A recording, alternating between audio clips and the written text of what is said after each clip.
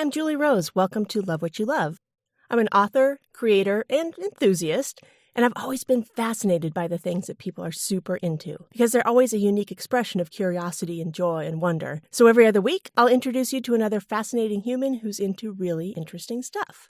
Before we get into it, a quick note that you can find the podcast on Instagram at Love What You Love Pod, on Twitter at What You Love Pod, and the website is, totally unsurprisingly, lovewhatyoulovepod.com. If you'd like to support the podcast, and I hope you will, consider subscribing and leaving a rating and review on Apple Podcasts, or tell your friends, or post about it on social media. It all totally helps. Now that we have that all out of the way, I want to say welcome back, or welcome, and thank you. It's been absolutely thrilling to know so many people are adding some happy to their weeks by listening to people talk about what they're passionate about. Speaking of, let's meet this week's guest. AJ Odasso is one hell of an academic. An award-winning poet, their BA in English is from Wellesley, their MA in Medieval Studies is from the University of York in the UK, and their MFA in Creative Writing in Poetry is from Boston University. They've taught at York and Boston University, and they currently teach at University of New Mexico and Central New Mexico Community College. And also, on top of all of that, they're a poetry editor for the speculative fiction stalwart Strange Horizons magazine. They've also written literally hundreds of stories in scores of different fandoms, and you could argue that they are the premier writer in the Good Omens fandom, clocking an astonishing number of different stories and an astonishingly high number of words over the course of 15 years. So, set aside any preconceived notions you may have and find out why AJ loves fandom and fan fiction, and why you might learn to love them too.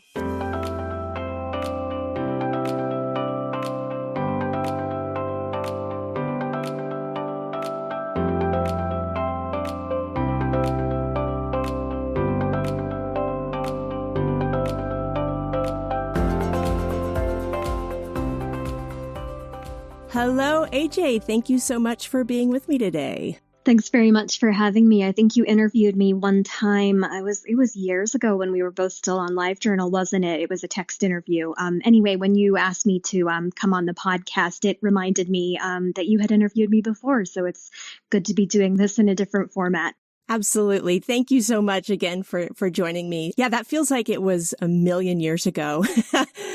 We've known each other quite a long time. And I know in this time you are incredibly passionate about writing. And that's what I wanted to talk to you about today. So I know that you are an accomplished and award-winning poet, but I also know that you are an incredibly prolific fanfic author. So I kind of want to understand what led you to poetry and what led you to writing so much fanfic. I need to start by saying it all traces back to what led me to writing in the first place. And I feel like actually I started writing a little bit later than most people who identify as writers will tell you.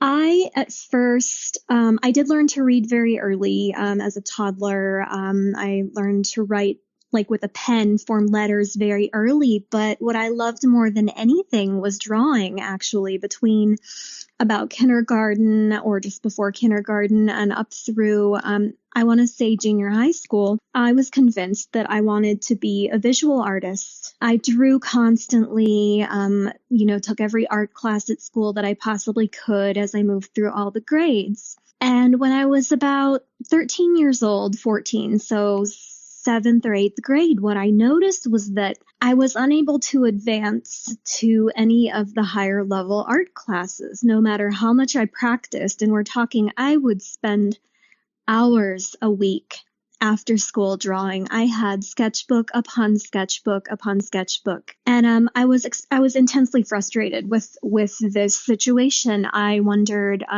was it down to my motor control, which had never exactly been great compared to other kids my age. And at that point in my life, I didn't have my autism spectrum diagnosis yet. So there was a lot I didn't understand. But I just concluded finally I was tired of being frustrated that my drawing was not progressing. My art teachers at school would just say, you might want to consider concentrating elsewhere because, we can teach you a lot and clearly you are stubborn and you're putting in the work. But we don't think you're progressing. So I took a look through all of my sketchbooks, and by, I want to say the middle of the year, I think it was 8th grade, what I was noticing was that all of my pictures were scenes. There was something going on in every one of them. I remember exasperating my art teachers at school. They would say, "This looks very complicated.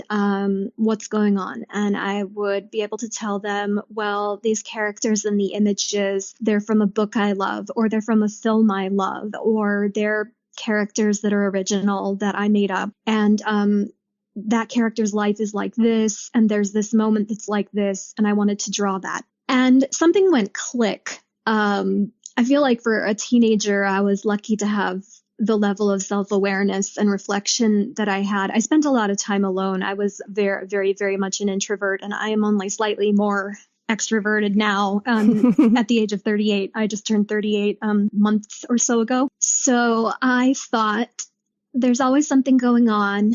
I love film. I love novels. I love short stories. I love poetry. I was a voracious reader. I thought, what if I tried writing? It had never actually occurred to me that outside the assignments that I did for class, essays I had to write, little creative assignments that I had to write, it had never occurred to me to try writing in my free time the way that I drew. And so I started writing little character studies.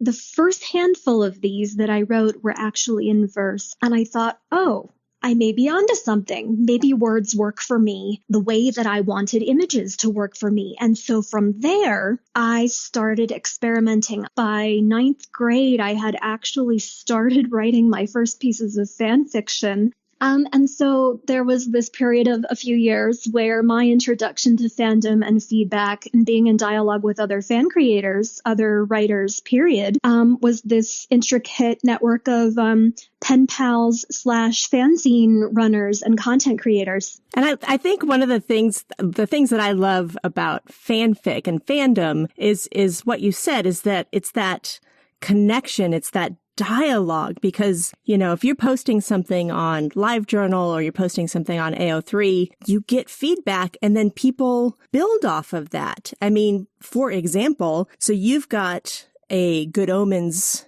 universe fic called Crown of Thorns that is 75 chapters, over 275,000 words, and there's a pod drama being created for it right now as we speak. Is that right? Correct. They started the team working on it. It's headed up by a podficker who goes by Literarian. And the narrator is actually a very well-known podficker who goes by Potters or Podfix with 2 T's at the end. Are sort of the, lead, the driving forces behind getting this produced, as I understand it. And I have been watching this all unfold. It's actually been one of the main things keeping me from falling into despair during the last 6 months or so of dealing with my cancer treatment and surgery. It has been miraculous to me to see. I believe there must be somewhere between about 30 and 40 people involved at all levels, from the person who's composing the music to the voice cast to the people who are doing the graphic design on chapter headers. There are artists doing fan art. It's extraordinary to me that something I spent 14, almost 15 years working on in bits and pieces, because that's how long it took me to write.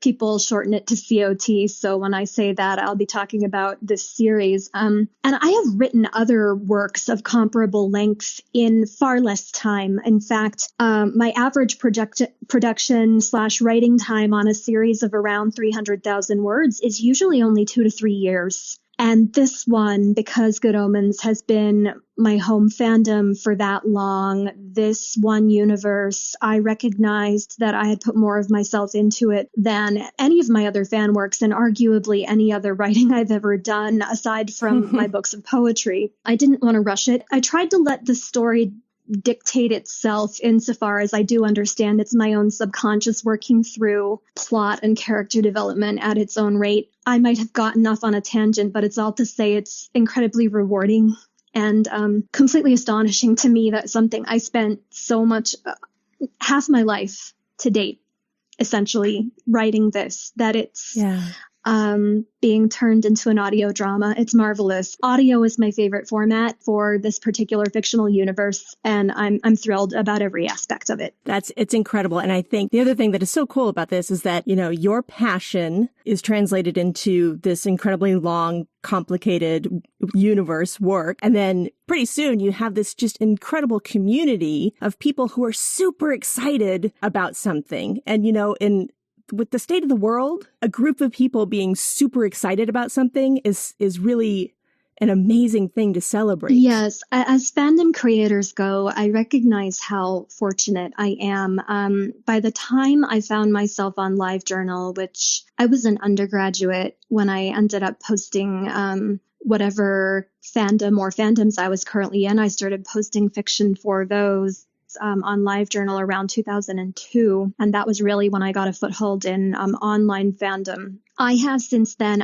my readership is thousands of people. I do not have an exact count on that. I think it would be impossible to gauge that. But with a work as long running as COT turned out to be, given that I spent more years on it than I spent on almost anything else. And if you look at my AO3 archive, my backlog, I have 298 works in probably 30 different fandoms, close to 30 different fandoms at this point in my life. But that one through line, this one series that I've been working on through, I want to say all of those years, but it's been since 2005. So almost all of those years that I've been active in online fandom has been the core that, when I would have people read my work in one of my smaller or shorter term fandoms and say, wait, you're that person who's been writing Good Omens fic since the fandom first got started on LJ. And wow, you're the one that's been writing that long series.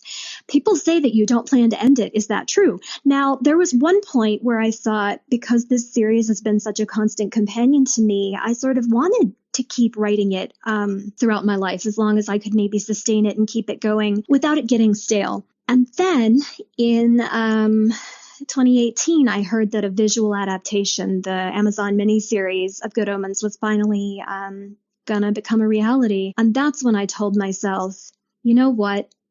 I want to bring this to an end before the series comes out, because number one, I don't want to risk anyone mistaking my work as derivative of the visual adaptation. It is a love letter to the novel and to the unique synthesis of the two authors who created it, Neil Gaiman and Terry Pratchett. And I just knew that if I kept it going in a post-miniseries Good Omens fandom world, that I want it to be exactly what it is, and I don't want anyone to mistake it for having been influenced by the show. So I wrapped it up finally in February of 2019, and the miniseries came out in late May of 2019. So there were some external factors that drove my decision to definitively close it, but also I feel more satisfied with it as a work, as a novel in its own right. I've come to sort of think of it as a novel, refer to it in my head and in my conversations sometimes as a novel. People who are not part of fandom, and especially who aren't part of writing fic or doing fan art or anything like that, they'd hear you say that and say, well, what's the point? Why don't you just write a novel and sell it? Right? So what is your response to that? I know what mine is, but what's your response to that? It's a multifaceted answer. Number one, my life has been split between the administrative work, usually in medical fields, that I've needed to do as my full-time job to survive. But in the past 10, 12 years, I've done 3 different postgraduate programs where, I'm an academic, so I teach literature and creative writing. I'm part-time faculty at a community college in my city, and I live in hope that I may land a full-time or tenure track before I turn 40, which is only a couple years away. And that's a little frightening to me. But I know that the job market for humanities is a constant struggle for everybody. So at least I don't feel alone. So spending 10 or 12 years on 3 different postgraduate degrees, always teaching part-time, always writing fan fiction, always writing my poetry for my 3 published books of poetry that I have to date, that takes up an incredible lot of time. And I have had family say to me, not meanly, but I have had actually some other people who don't know me that well say borderline, passive aggressively, well, at that rate, you're wasting your time as a writer. You could have written, 4 or 5 novels by now because you write unusually fast, which is true. I do. And I just say to them, look, this is exactly how I have filled the majority of my adult and professional life as a writer. I also edit for Strange Horizons magazine. I've been doing that since 2012. My engagement with prose, the time that I have to engage with writing prose just happens to be in fandom, where I have established pieces of work that I continue to love to come back to, where I have those thousands of readers who are a community to me now, who are family to me, many of them, the ones that, like you, I have known for nearly 20 years. And so I say to that, when I find the extra slice of time that would be required for me to write a book that's not a poetry collection and not one of the works in fandom that I'm very dedicated to writing for my community and my family in fandom, I will do it. Until such time as that happens, I consider my writing time very well spent. Thank you. My gosh, you're so prolific. I mean, you've written 3 million. I just broke 3 million words on AO3. I think it was a couple months ago. I checked the stats page bin. One of the reasons I love AO3 above and beyond what the OTW has done for creative works to let us thrive, to protect us, to give us a platform that has such amazing functionality with tools that, we simply wouldn't have had access to if we had stayed on LiveJournal as our primary posting platform, or even fanfiction.net or any of the other online archives. There's that stats page. You can see how many kudos, which is essentially the AO3 equivalent of likes, all of your works cumulatively have gotten. You can see how many words you've written cumulatively across all of your works. There's any number of statistics. You can sort them different ways. The numbers side of things does fascinate me very much. So for me to be able to look and actually tell you definitively, yes, I just broke 3 million words a few months ago. And that's my prose alone. I don't know where my 3 collections of poetry or the handful of original short stories that have been published, or a couple of essays that I've had published, creative nonfiction. I do not know where those fit into that overall count, but I at least know that much about how much I have written in a transformative context. It's amazing. It's actually astonishing. I think you are the single most prolific writer I know. It's really astonishing. I wanted to ask you, when you talked about how you started as a writer. It was kind of scenes in your head that you were initially translating onto paper, but then you started translating into prose. What questions does writing answer for you as a person? When it's verse, when it's my poetry, or the essays that I write, I place writing creative nonfiction prose and writing poetry in a very similar space in my head, or thought process category.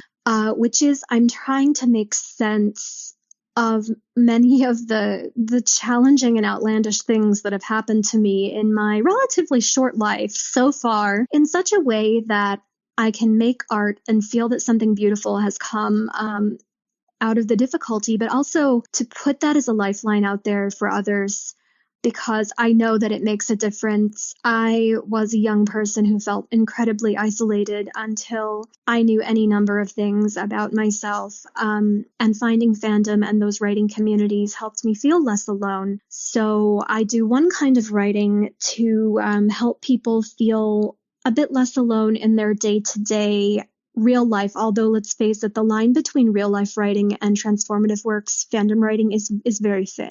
What I ask myself with my fan fiction, with my transformative works, there's this kind of set of questions that you could probably sort all of my stories and series into. One type is, I loved canon, that is the film or the book or the TV series, what exists in the official published or aired universe that you know and love. What happens after that? I loved it so much that I want to know what happens next, and not just that I want to know what happens next, but that I have a very clear vision for what I think.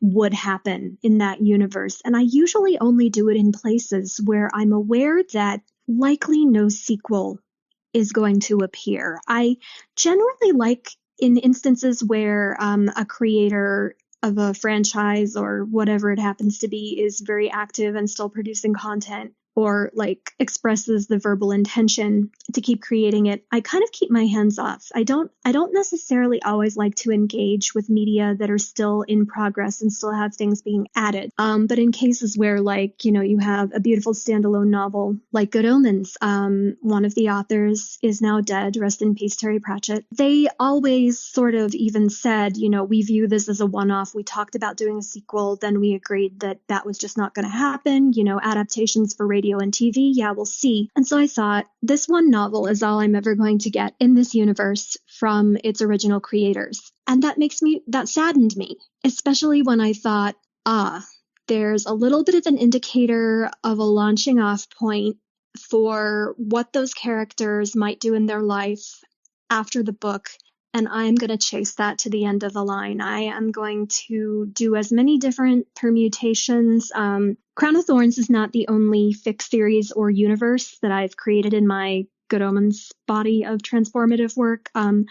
I will do as many different separate, I do kind of look at them as alternate universes in my own mind view of the base canon universe. I just want to see how many different ways I can complete a story, complete a universe, help characters attain the development that I sort of feel that I see the potential in them for in the original storytelling. So that's one type. Now, the second major type is that very often I will get incandescently angry at the way a franchise's storytelling pans out. You know, up to a certain point, I might love the way that the writer or the filmmaker or the overall creative team handled character development, storytelling, plot, you know, all of it. And then something happens where it hits a brick wall and the storytelling falls apart for me, whether it is down to they did something with a character or characters that just makes so little narrative sense when you compare it to the trajectory that had led that character or characters up to that point, or they do something in the plot simply for the shock value of it and essentially shut down what was one of the best features of the story. Those are the cases where I will get extremely involved in writing transformative works for a franchise that's still alive and active, only I will cut it off at the last point where I felt like I was able to connect and recognize excellent storytelling, still love the characters, and I will veer off on my own course, I suppose. Like, I guess the best two examples I can think of for that, a couple of television shows, Community and Gotham. All of my fan fiction that exists for those two television shows, those shows both hit points in their overall number of seasons where, like, for one of them, I think I only think about 3 seasons were worth taking as base canon in my head, and the other one, there's 3.5 seasons that are okay, and then a large stretch that I just, oh my gosh, what happened? I want to ask you about your process as a writer, because, you know, for me, writing can be somewhat torturous. And, you know, I've really learned to not like edit as I go, but just let it flow. But even so, I mean, I can't even conceive of, you know, throwing down over 3 million words. So how does it work? Do you get this idea, you get a series of scenes that just pop, do the characters talk to you, you sit down at midnight and write for 5 hours? Like, how does it work? I've always been an insomniac, so there is definitely a dimension, even from when I was very young. If I couldn't get my mind to shut down, I would divert it into creative processes. I would read, or I would draw, or I would write. And that practice has definitely stayed with me into my adult life. I definitely do a lot of my work, especially my prose writing, in fandom after hours, so to speak, because obviously my daylight hours, although truth be told, I will even cram, 20 minutes here, half an hour there, 5 or 10 minutes.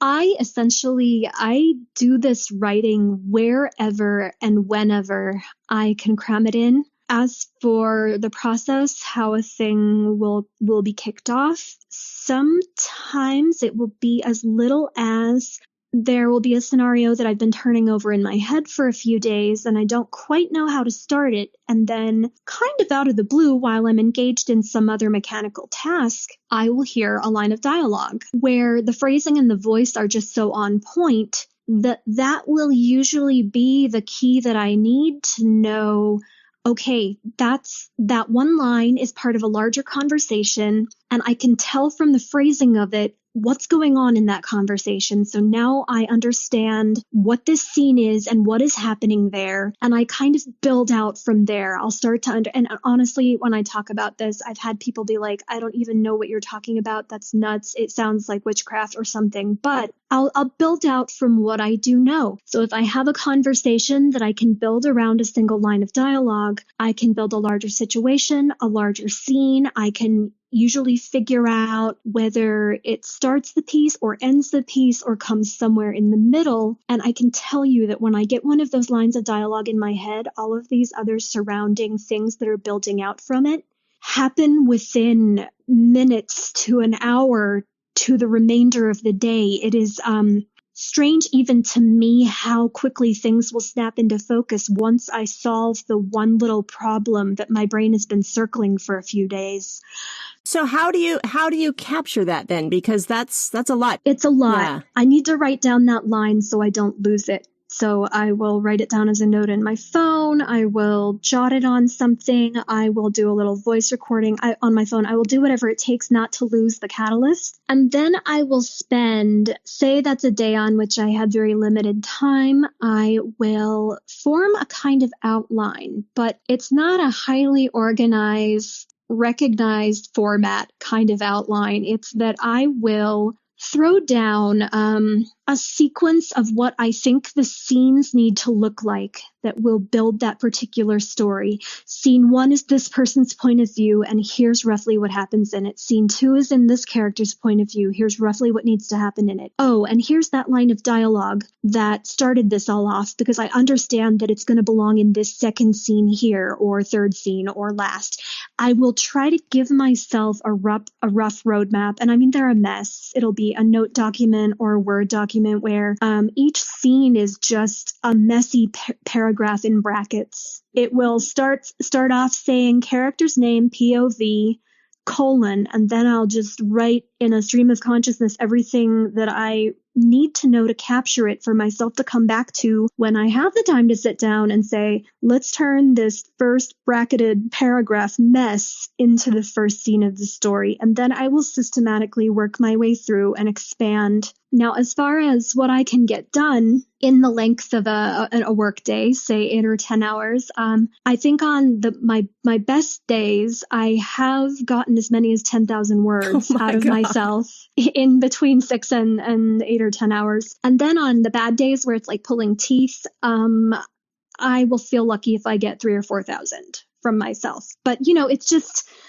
your mileage will always vary, and my mileage within the spectrum of my own experience varies. It's just that I've come to understand that even my bad, slow days are a good day by the standards of many other writers that I know. This ability, I've been able to contextualize it within the broader neurotype that I have, the way that my mind works, which is to say, my hyperfocus, that is a side effect of being neurodivergent, of being on the autism spectrum. I can focus on something for those hours on end, which makes me good at coming up with lesson plans that hang together on my first draft, or getting through that batch of data with minimal error, or sitting down and writing an entire 4,000 to 10,000 word short story. I just don't, for whatever reason, my hyper focus is an incredibly heightened example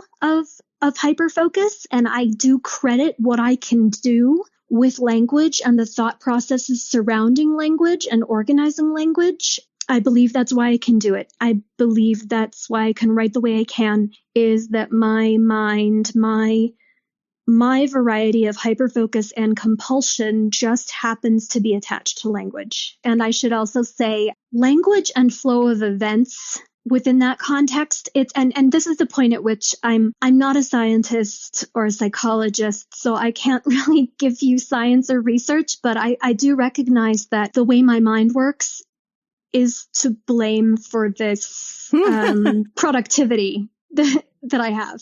I was going to say, though, that I think that your productivity is astounding, but also the quality of your writing is outstanding. I can even say that I have a very logical explanation for that component, which is editing has always interested me. The arrangement and the how and the tearing things apart. I edit as I write.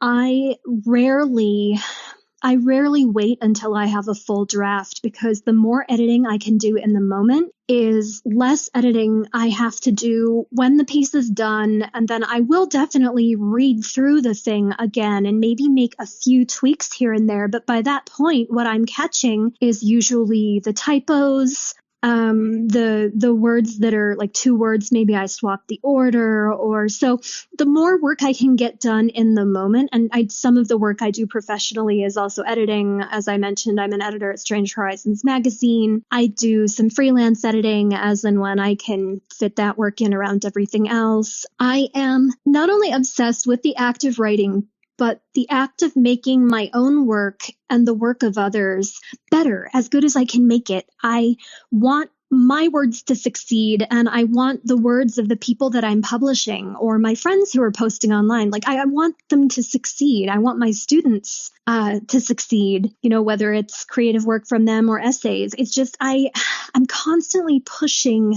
the quality of my own work. And it helped me to figure out how to more constructively help others with theirs. So if someone listening to this podcast wanted to get involved in fandom, start writing fic, or just writing in general, what are some of the things that you would suggest as a good way to get started? Recognize what your fandoms are. By that, I mean, what are the books that you love the most, the television shows that you love the most, the films that you love the most, the podcast, whatever the medium of the existing story or stories is. Look at those things you love most and ask yourself, do you have strong opinions about how a character got the way they are? Or what happens after that curtain closes? Or if you can identify points in the franchises you love where you have strong opinions and would be able to say, I can tell you how that happened, or I can tell you what happens next. That's a good indicator of what your fandoms are going to be, or at least your first ones are going to be. And then after you recognize what you want to explore further, sort of do some research, but it's fun. Go on Archive of Our Own, aka AO3. That is the largest online archive of fan fiction in existence today. And you can search by any criteria you want. You can search by the fandom, that is the piece of media. You can search by pairing, ship, like the relationship set of characters you want to see, whether it's a romantic relationship or a platonic one or a familial one.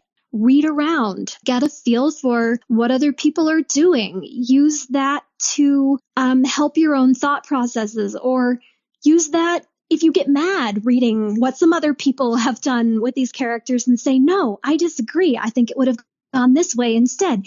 Use any emotional reaction that you can possibly get from exploring fan work by other people, because none of this, well, unless you're sitting writing and never intend to share it with anybody, which some people do, and that's valid, because some people only really need to do that for themselves. They don't need to be in dialogue. It takes all kinds. I want to say about, probably 80 to 90% of the time, none of it exists in a vacuum. Fandom is by its very nature communal. Storytelling is by its very nature communal, and it has always been like this for us. Find where you and your headcanons and the things that you have the desire to create fit in the broader context of fandom, because that's going to help you figure out what other writers or artists you want to leave feedback to. And before you know it, that feedback is going to turn into a back and forth conversation. And before you know it, you might be emailing with that person or doing an RP chat. Your best sounding board is not just canon, but what other people are doing.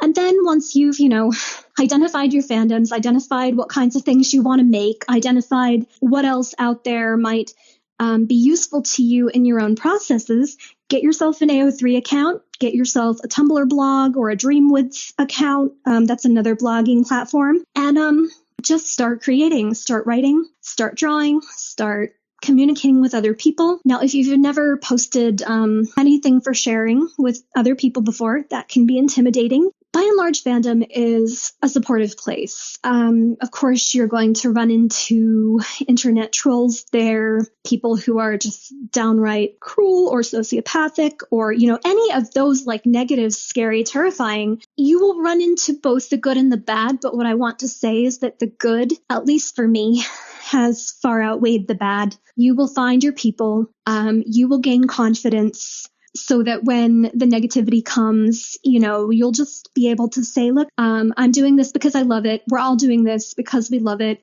Get lost. I mean, that's about all you can do with that. Fan communities have been a lifesaver for me in more ways than one over the years. And to tell all of those stories of how would be a whole nother interview. But I think that's what I would want to tell that person last of all, is that the connections you're going to make in fandom will turn out to be some of the best people you will ever have in your life, and you might never have found them otherwise.